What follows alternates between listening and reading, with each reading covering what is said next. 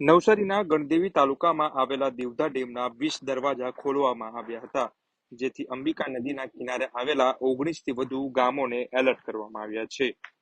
નવસારીના ગણદેવી તાલુકામાં આવેલા દેવધા ડેમના જે 20 દરવાજા જે ખોલવામાં આવ્યા છે, ત્યારે ડેમના દરવાજા ખોલતા અંબિકા નદીના જળસ્તરમાં વધારો થયો છે. વાત કરીએ તો વરસાદની પેટર્ન જોતા બાદ આગામી સમયમાં અન્ય 20 દરવાજા ખોલવાની કામગીરી હાથ ધરવામાં આવશે. આગાહી વચ્ચે સુરતમાં વહેલી સવારથી જ વરસાદની શરૂઆત થઈ હતી, તો સુરતના અલગ અલગ વિસ્તારોમાં પણ વરસાદ વરસ્યો હતો. ત્યારે નવસારી જિલ્લાની વાત કરીએ તો નવસારી જિલ્લામાં પણ જે ખેરગામ તાલુકામાં જે વરસાદ વરસ્યો હતો, ત્યારે રાજ્યમાં કાળઝાળ ગરમીમાંથી રાહત મળવાના સમાચાર સામે જે આવ્યા છે, ત્યારે હવામાન વિભાગ અનુસાર રાજ્યમાં ચોમાસાના વરસાદની શરૂઆત આગામી દિવસોમાં થઈ શકે છે.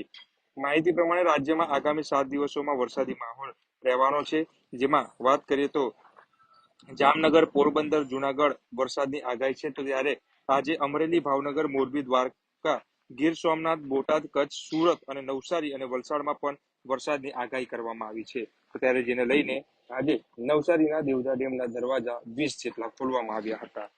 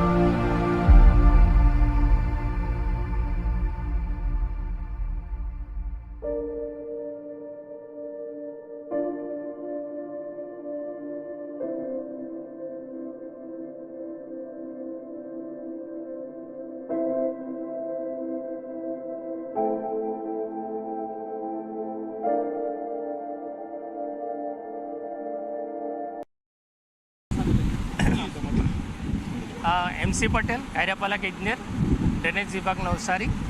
આજરોજ આ દેવધા ટાઇડલ ડેમમાંથી આપણે 20 ગેટ ખોલવાનું આયોજન હતું. એ 9 વાગ્યાથી આપણે 20 ગેટ ખોલવાની કામગીરી ચાલુ છે. હાલમાં આપણે 10 ગેટ ખોલવામાં આવ્યા છે.